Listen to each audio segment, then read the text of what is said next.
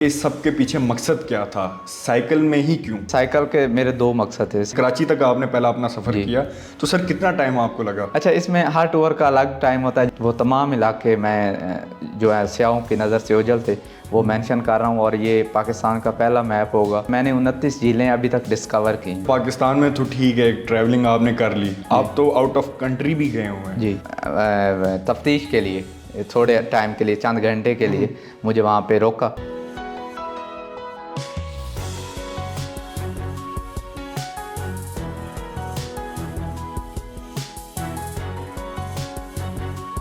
अस्सलाम वालेकुम नाज़रीन, मैं हूं इफ्तिखार खान और आप देख रहे हैं शेयरिंग ऑफ प्रोफेशनल विजडम।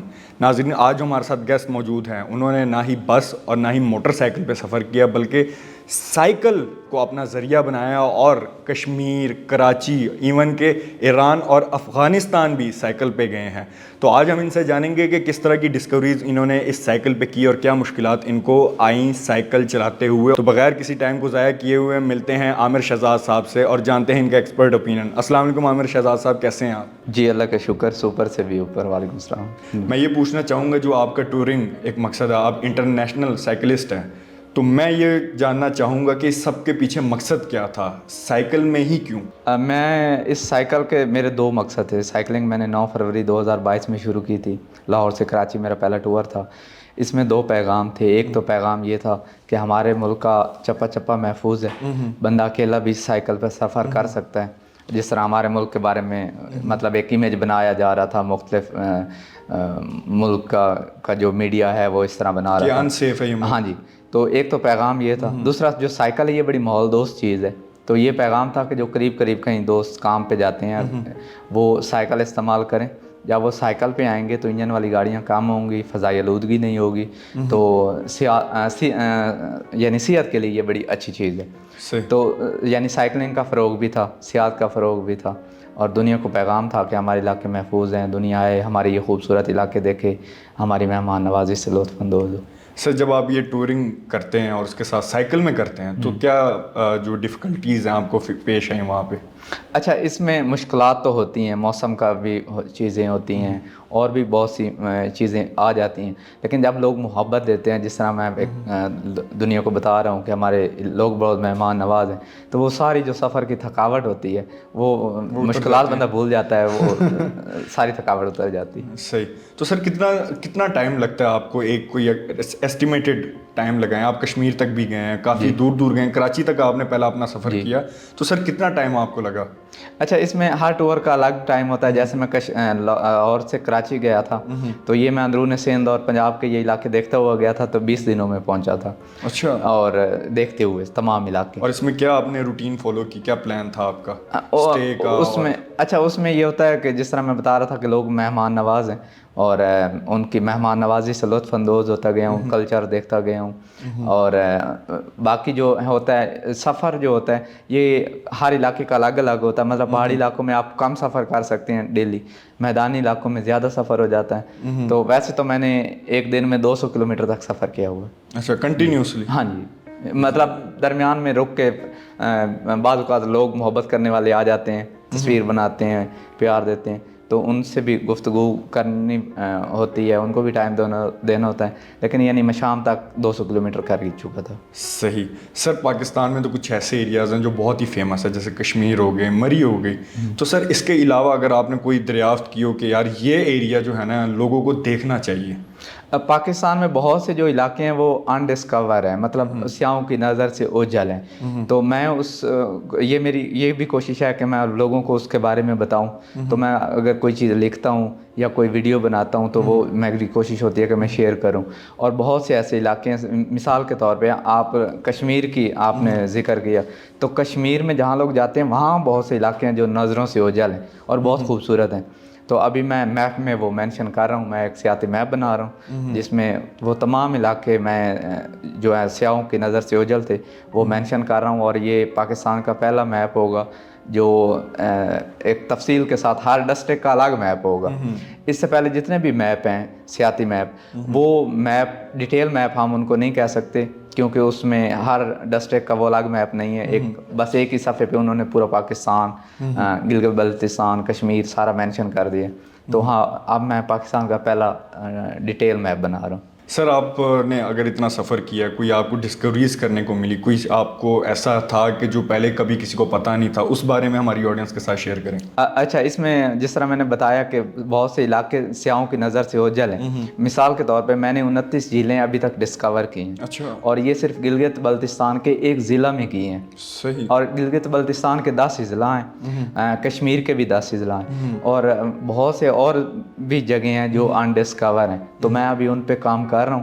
اور ان چیزوں کا مطلب کہ اس ایریا میں کسی کو اندازہ نہیں تھا. ہاں، اس ایریا میں یعنی وہ لوگ جنہوں نے مجھے یہ بتایا تھا تھوڑا بہت اس کے بارے میں، اور وہ بھی وہاں کے مقامی لوگ تھے جو وہاں ایک خاص موسم میں وہاں پہ جاتے ہیں، پھر وہ واپس آ جاتے ہیں. وہ اپنے مال مویشی کے لے کے پہاڑوں پہ جاتے ہیں، پھر جب برف باری پڑتی ہے وہ نیچے آ جاتے ہیں. اور وہ وہاں پہ ٹریکس نہیں ہیں، راستے نہیں ہیں، بڑی مشکل سے لوگ جاتے ہیں. تو مطلب کوئی آج تک ٹورسٹ وہاں پہ نہیں گیا. صحیح. اس لیے لوگوں کو پتہ ہی نہیں. سر پاکستان میں تو ٹھیک ہے، ٹریولنگ آپ نے کر لی، آپ تو آؤٹ آف کنٹری بھی گئے ہوئے ہیں. جی. اس بارے میں مجھے بتائیں کہ وہ ایکسپیرینس کیسا تھا. میں نے افغانستان اور ایران سائیکلنگ کی ہے. سائیکل پہ گئے ہیں؟ جی، سائیکل پہ گیا ہوں. اور اس کے علاوہ ورلڈ سائیکل ٹور کا بھی پروگرام ہے. ویسے ہم نے دیکھا ہے کہ بائکس کو کافی پروموٹ کرتے ہیں کہ بائکس پہ ایک ملک سے دوسرے ملک میں جا رہے ہیں. جی. آپ نے سائیکل پہ ہی شروع کر دی. جی، یہ چونکہ میرا ایک پیغام بھی ہے اور ایک بہت اچھا میسج بھی اس سے جاتا ہے، ماحول دوست چیز کا بھی. اور میں نے افغانستان اور ایران سائیکلنگ کی ہے، لیکن میرا ورلڈ سائیکل ٹور کا پروگرام ہے کہ میں اپنے جھنڈے کے ساتھ پوری دنیا کا چکر لگاؤں. اس کی میں تیاری بھی کر رہا ہوں. اور افغانستان اور ایران ٹور بہت اچھا رہا. سر کوئی ایسا واقعہ پیش آیا ہو ان ممالک میں جاتے ساتھ جو آپ کہہ رہے ہوں کہ میرے لیے ایک نیا ایکسپیرینس تھا؟ اچھا، اس میں اس ٹور کا مقصد یہ ہے، انٹرنیشنل جو ٹور ہے، محبت، امن، بھائی چارہ کا فروغ ہے.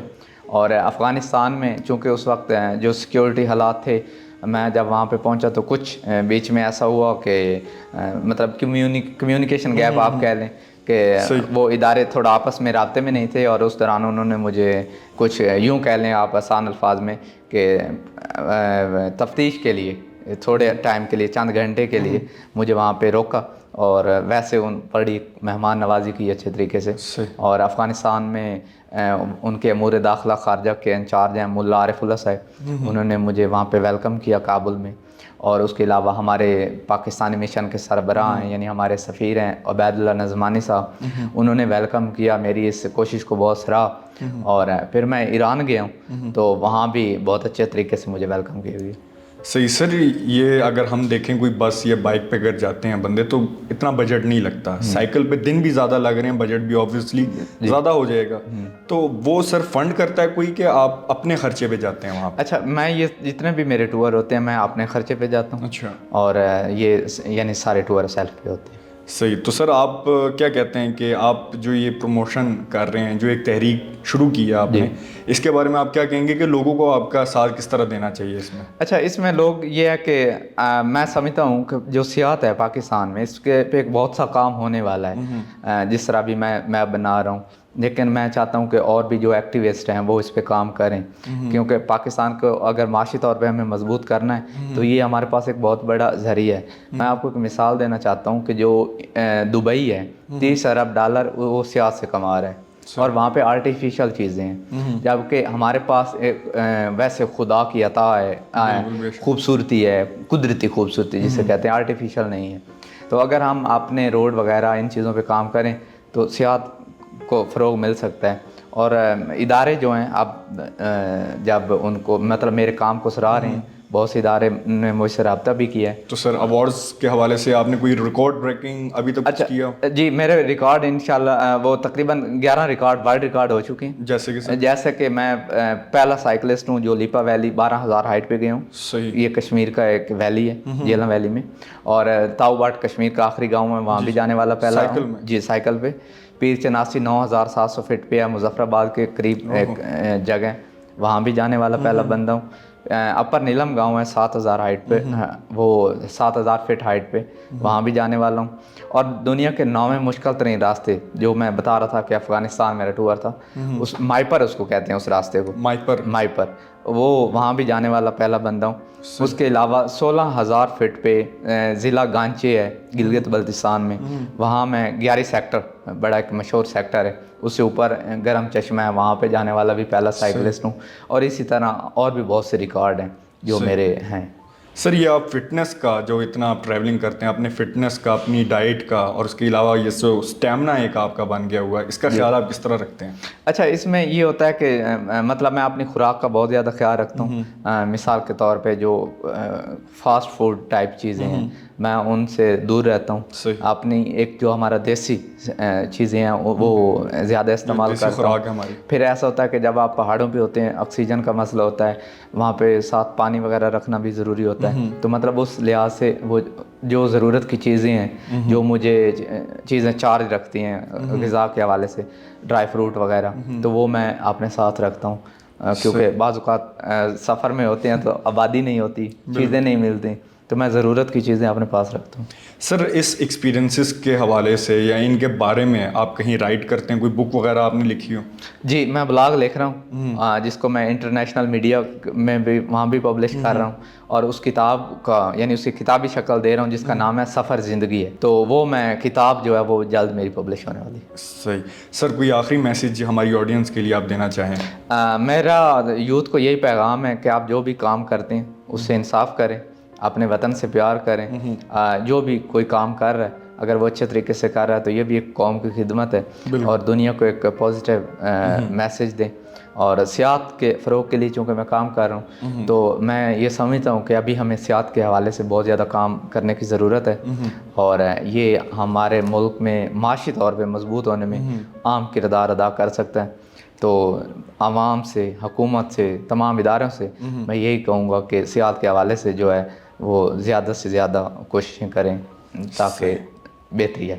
تھینک یو سو مچ عامر شہزاد صاحب, آپ نے اپنے مصروفیات سے ٹائم نکالا اور ہماری آڈینس کے ساتھ اتنے مفید مشورے شیئر کیے. اور میں یہ آخر میں کہنا چاہوں گا کہ اس طرح کے جو لوگ ہیں ان کو پروموٹ کرنا چاہیے, کیونکہ جو پاکستان سے محبت کرتے ہیں, جو اپنے وطن سے محبت کرتے ہیں اور اپنے وطن کو پروموٹ کرنا چاہ رہے ہیں, ایسے لوگ بہت کم پائے جاتے ہیں. اور اگر ایسے لوگ ہمارے معاشرے میں زیادہ ہو جائیں تو کسی چیز کی ہمیں کمی نہیں ہوگی. اسی کے ساتھ اجازت دیجیے, انشاءاللہ ملتے ہیں نیکسٹ انٹرویو میں, تب تک کے لیے اللہ حافظ.